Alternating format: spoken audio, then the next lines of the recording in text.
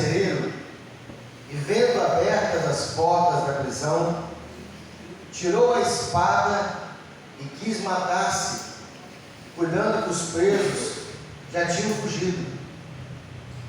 Mas Paulo, clamando com grande voz, dizendo: não te faças o mal, porque todos estamos aqui. E pedindo luz, saltou dentro, todo trêmulo, e se prostrou ante a Paulo e Silas. E tirando-os para fora, disse-lhe: senhores, o que é necessário para que eu faça para me salvar? A pergunta dele é muito boa. Ele vai perguntar: o que eu preciso fazer? O que é necessário para eu me salvar? Olha o que Paulo respondeu para ele: não peques mais, viva uma vida de santidade. Amém? Amém. Não. Foi isso que Paulo respondeu? Não. Não foi não? Não. Vou fazer de novo a pergunta. Ele falou assim: senhores, o que eu preciso fazer para eu me salvar? Paulo vai dizer: sacrifica ao Senhor hoje com todos os teus bens, seja dizimista ou ofertante. Amém? Não? Poxa, essa parte era boa, hein? Tá bom, agora eu acho que o Paulo vai dizer assim: ó, o que você precisa fazer é mudar as suas vestes e andar com vestes decorosas. Não é isso não? Versículo 31. E lhes disseram: crê no Senhor Jesus Cristo e será salvo tu e a tua casa. Amém. Glória a Deus. Vamos orar? Amém. Pai querido, Pai amado, graças a Deus de novo de estar na tua presença. Ô Pai, revela hoje uma palavra ao nosso coração, fala nossas almas que estão sedentas de ouvir a tua voz. Que o Senhor Deus possa nos, ó Pai, alimentar a nossa alma com maná, não com palavras humanas, mas com o poder de Deus que vem nessa noite. Tome em tuas mãos o culto, a oferta, o sacrifício que nós fizemos, em nome do Senhor Jesus. Amém? Pode sentar por um momento. Eu vou ser breve, irmão, muito breve. Você vai até estranhar.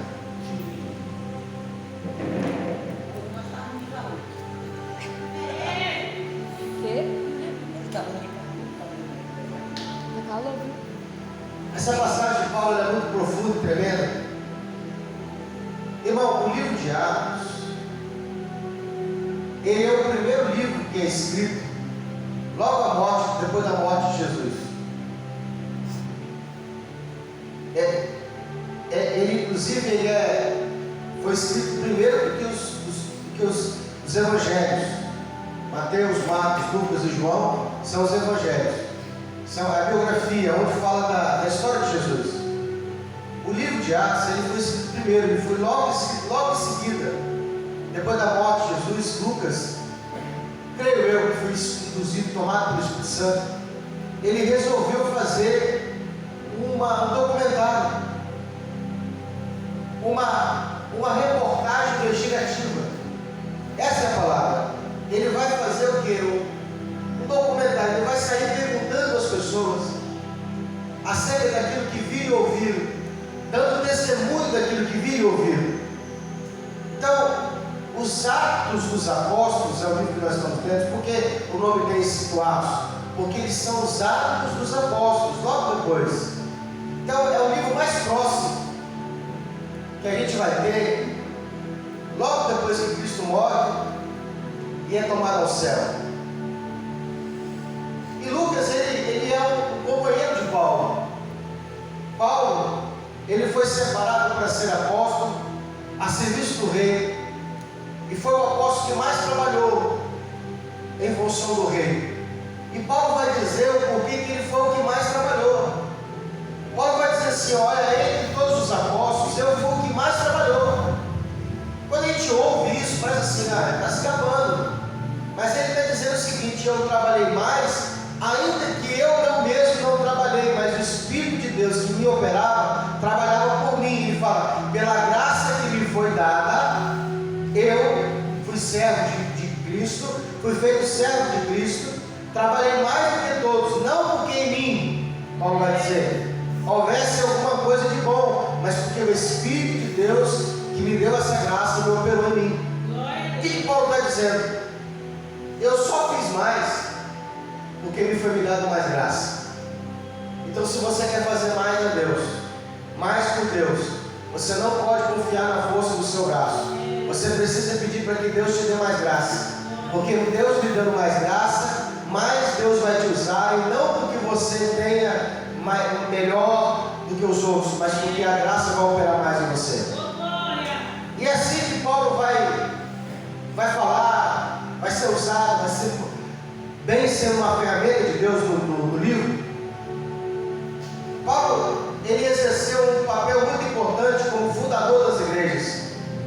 Paulo não ficou atrás de púlpito.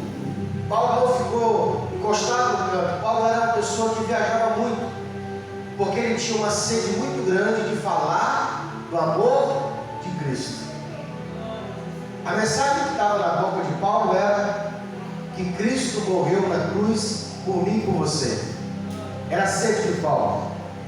Eu vou ver aqui, por exemplo, em que Paulo muitas vezes tinha vontade de ir a uma certa cidade para falar do Evangelho. E às vezes ele vai dizer que mesmo querendo ele fazer a obra de Deus, o próprio Espírito do Senhor, o Espírito de Cristo, lhe impedia de fazer a obra. Quando eu li isso a primeira vez, eu fiquei um pouco confuso, porque, veja bem, tudo que nós precisamos é de disponibilidade, tudo que Deus precisa é da nossa disponibilidade. Tudo que Deus quer é que nós estejamos dispostos, que nós estejamos pronto, que nós nos entreguemos. Tudo que Deus quer que nós façamos é que nós nos voluntariamos.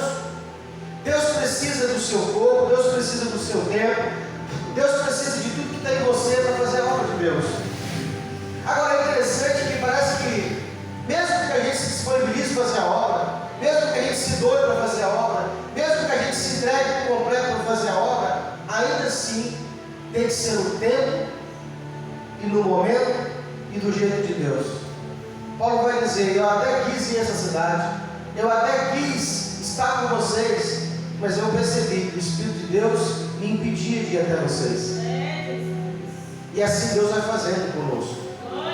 Ele vai nos moldando, Ele vai nos travando, e ao mesmo tempo Ele vai nos conduzindo pelo Espírito. E Paulo vai ficar aonde o Espírito sempre mostrava para ele, porque Paulo, ele era dependente do Espírito de Deus. E uma dessas viagens onde Paulo se estabeleceu, Paulo vai ter um sonho, e aí visão, ele vai ter uma visão de uma pessoa na Macedônia que clamava por socorro. O texto em si, no começo de Atos 16, não fala quem é o rapaz, só fala que Paulo teve essa visão. E Paulo se dirige então até esse local, aonde o Espírito de Deus, por visão, lhe mostrara. Paulo entra numa cidade aonde a idolatria imperava. E Paulo se depara com alguns crentes daquele local.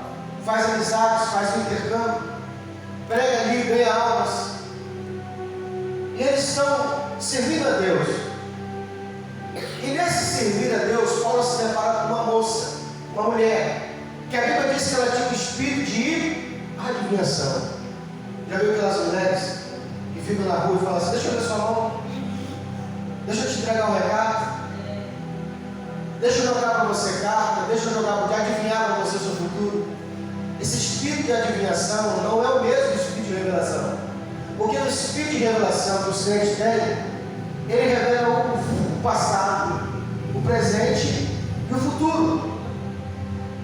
O Espírito de Deus, ele consegue revelar o seu passado. O Espírito de Deus, ele consegue dizer para você o que está acontecendo exatamente no seu presente. E o Espírito de Deus, ele pode dizer o que vai acontecer no seu futuro. O Espírito de adivinhação, não. É um Espírito que joga com o conhecimento que há do presente. O passado está claro. Agora, o futuro, ele nunca pode acontecer. Nunca que você vai encontrar uma pessoa que tem um espírito de adivinhação que pode te revelar o futuro com precisão. porque o futuro a Deus pertence, está oculto aos espíritos. Agora, como eu disse que essa moça, ela ficava acompanhando Paulo. Se tem água ali, tem para deixar, tem água ali.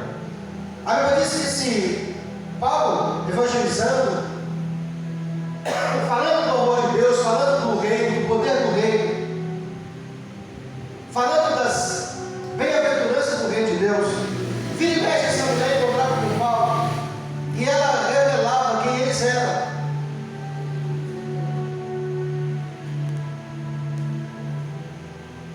A Bíblia diz que isso aconteceu por vários dias. E o que ela falava? Ela falava assim: esses homens que vos anunciam o caminho da salvação são homens de Deus. Quando você olha para o texto, você fala assim: poxa, mas eu não vejo nada demais. Ela está falando a verdade. Ela está dizendo exatamente o que eles são. Ela está dizendo exatamente o que eles fazem, o que é mal nisso.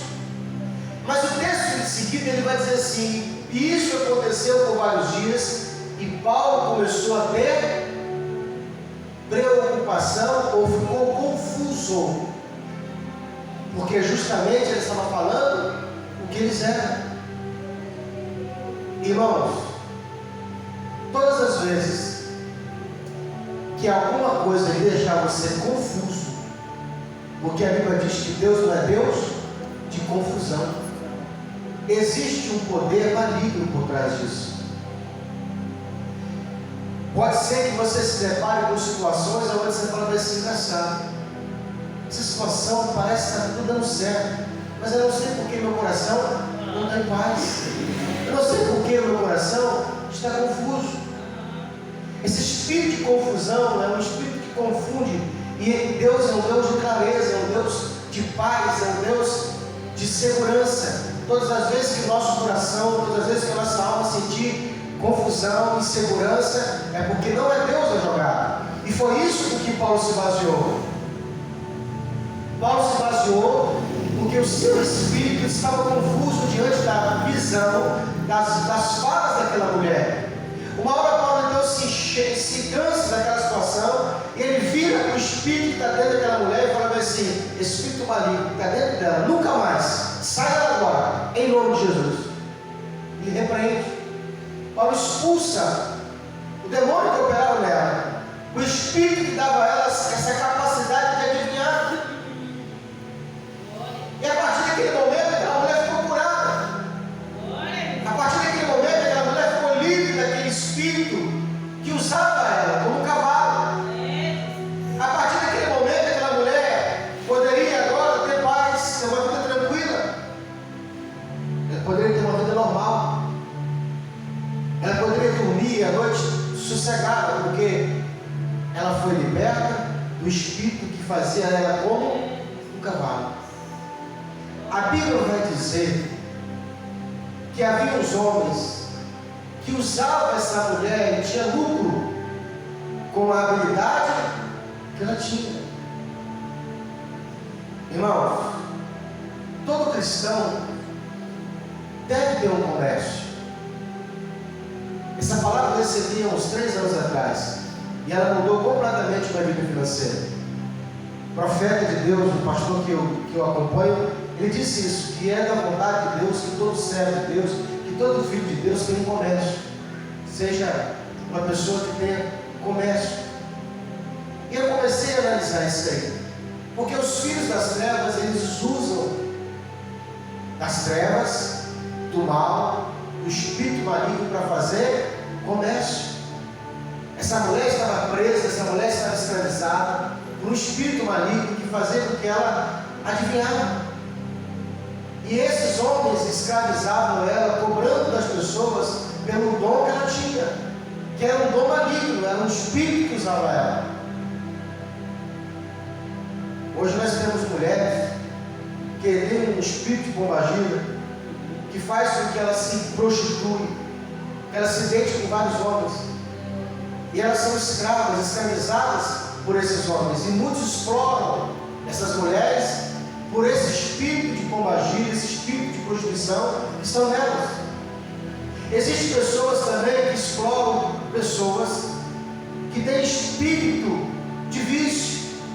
espírito que está nela, que tem um vício, faz com que ela consuma droga, consuma bebida, faça com que ela jogue, gaste todo o seu dinheiro. O que são essas pessoas, pastor? São simplesmente escravos.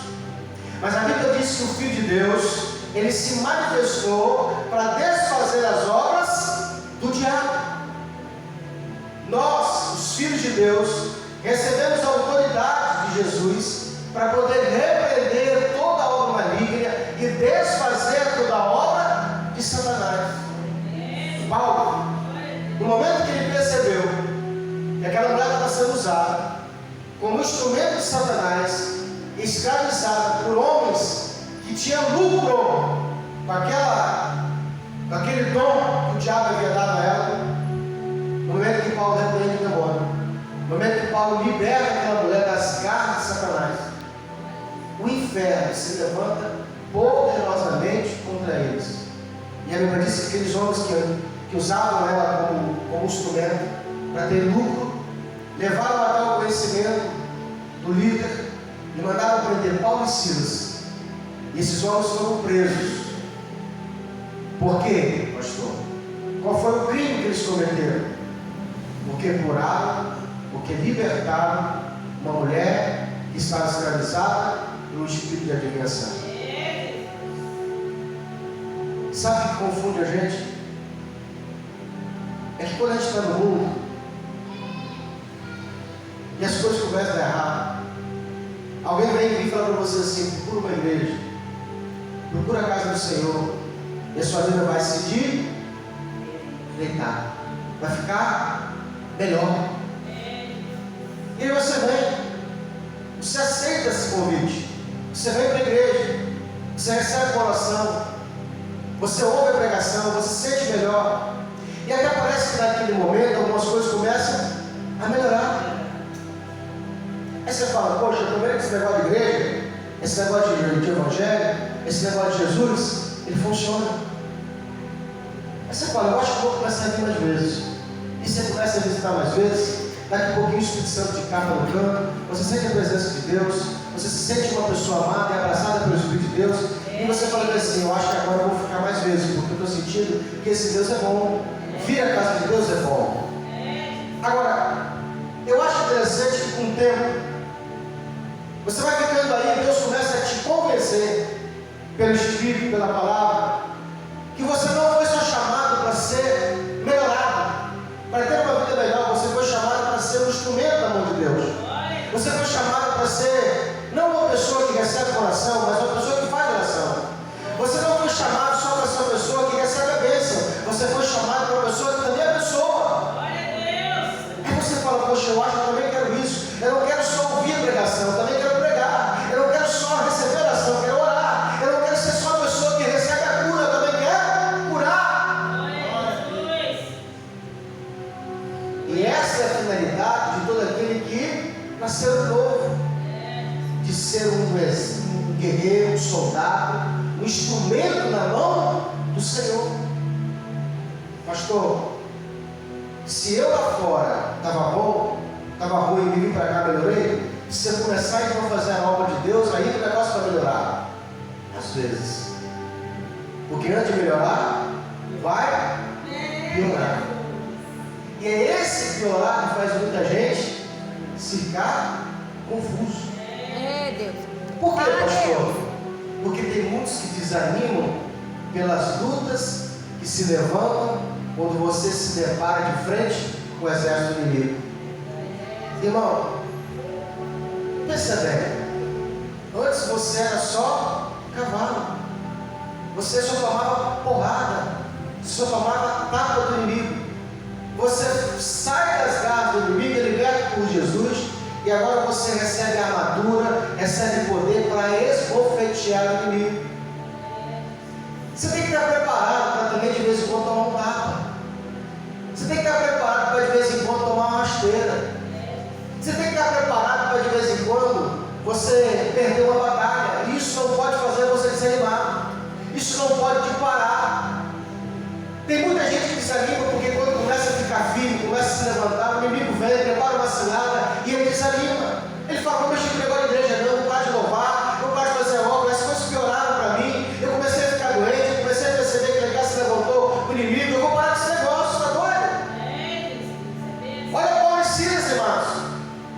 Eles estavam fazendo a obra de Deus, pregando o evangelho, fazendo bem para ninguém, por uma mulher, e agora a Bíblia diz que eles são levados presos.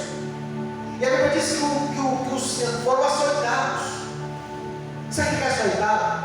Eles colocaram o cara no tronco e davam 39 chicotadas. Depois de ter sido chicotados, eles foram amarrados os pés e as mãos no tronco. Não é como o presídio de hoje, que a pessoa é levada e colocada numa cela onde ninguém pode tocá-lo. Antes de ir para a cela, eles tomaram 39 chicotadas, porque a Bíblia diz que era uma quarentena. Uma quarentena era 40 açoites menos uma, porque a lei dizia que não podia passar de 40. Então, para que um soldado não errasse e desse 41 e transgredisse a lei, eles só davam 39. Paulo vai dizer assim por várias vezes, irmão: eu recebi quarentena de açoites menos uma. O que é quarentena de açoites menos uma? Eram 40 chibatadas menos uma, 39. Sabe o que me surpreende em Paulo e Silas? Eles estão presos no cárcere, pés e mãos amarrados. Você consegue imaginar uma pessoa que tomou uma chuva? Como é que não está o corpo desse homem, dessa mulher? O corpo está moído, sangrando. Hoje, irmão, vem um resfriado, você já fica com o nariz escorrendo, o corpo começa a ficar dolorido, você já quer faltar o culto.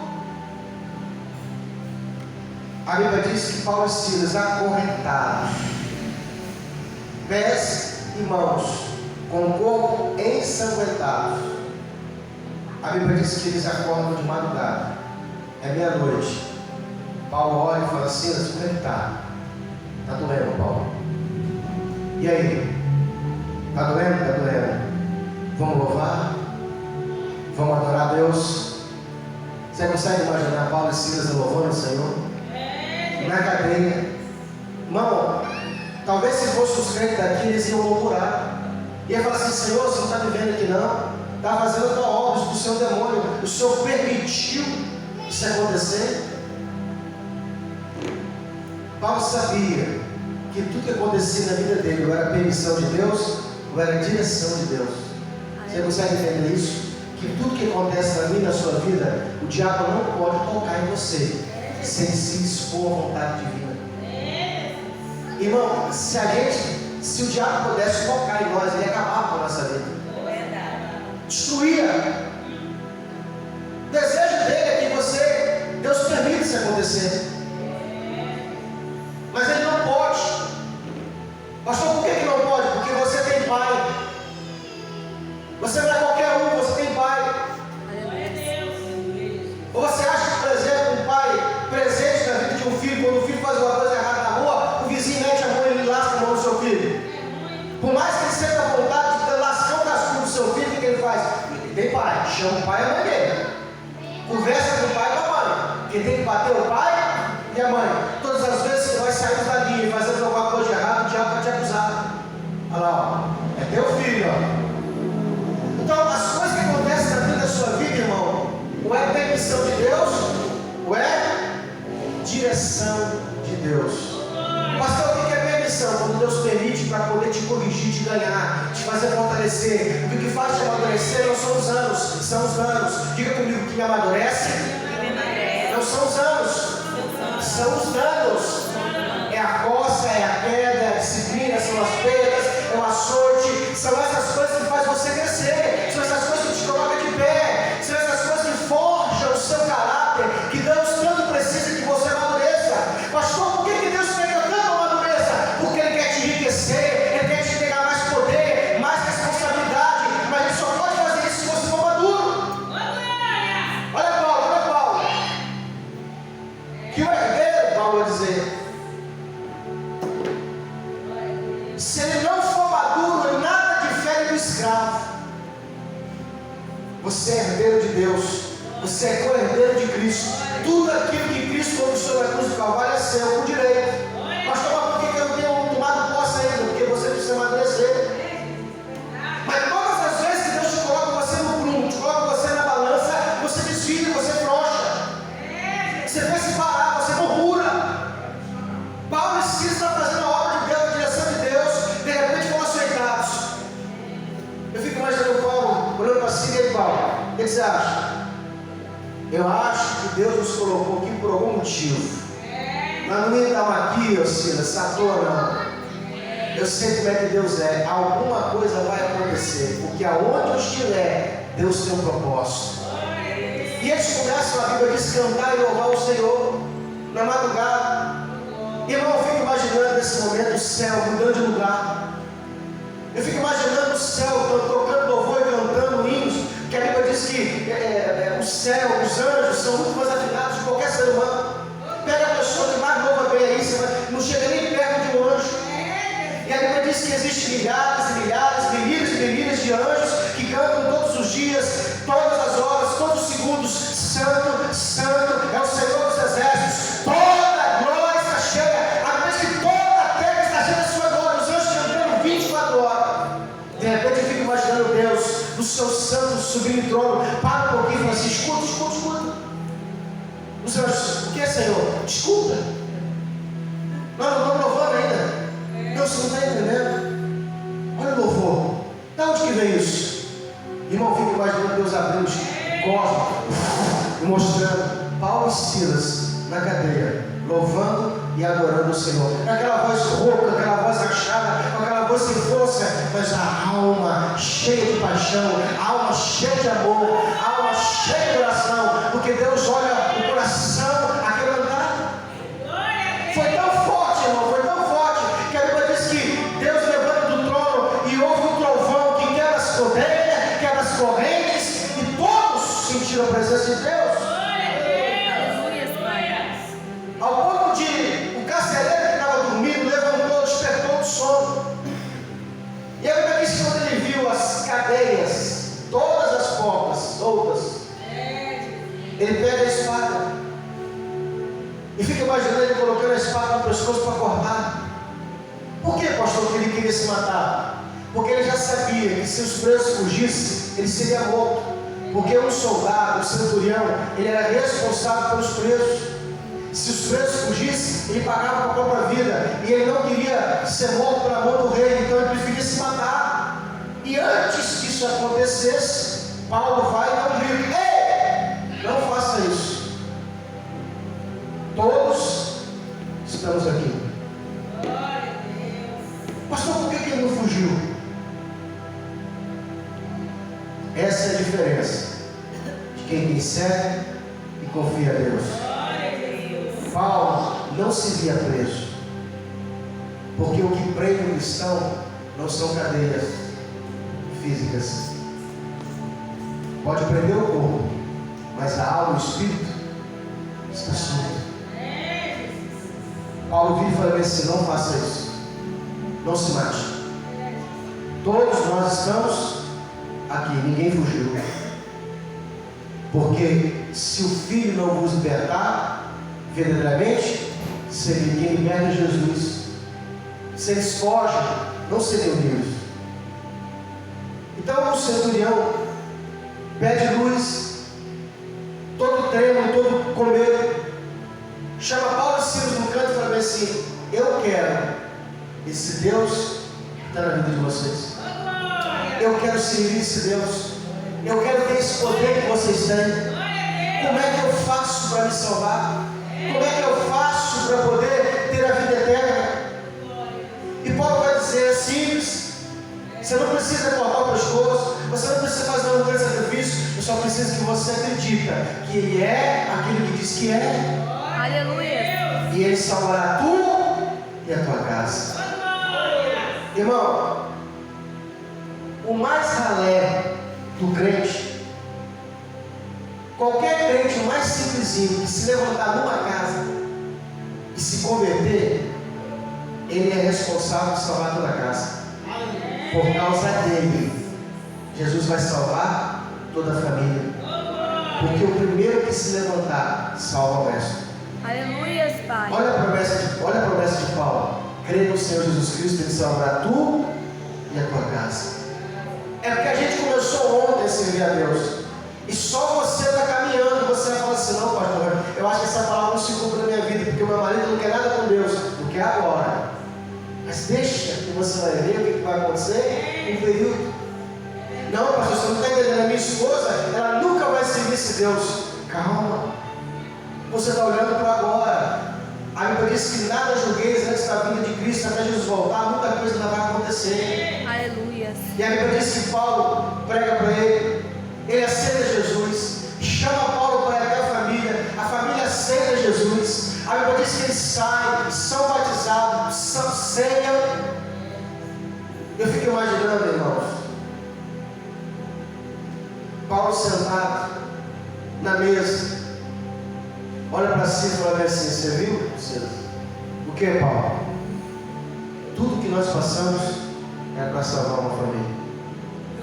É Deus. Esse açoite, essas cadeias, essa prisão era uma direção de Deus. Deus permitiu tudo isso acontecer por amor a uma família. A Bíblia diz, irmãos, que no outro dia quiseram libertar Paulo. Ó, chegaram para ele assim: pode soltar os presos. Sabe por que às vezes a gente está preso? Numa cadeia de circunstâncias. Só estamos presos até entendermos a vontade de Deus. O dia que nós fizermos, descobrirmos o que Deus quer com essa situação, Ele te solta. Paulo e Silas só foi preso porque Deus tinha uma alma, uma família para salvar. Deus precisou usar de tudo que tinha em suas mãos para enviar Paulo e Silas para servir de testemunho vivo de quem é Deus na vida do centurião e da sua família. Vamos ficar de pé em nome do Senhor Jesus.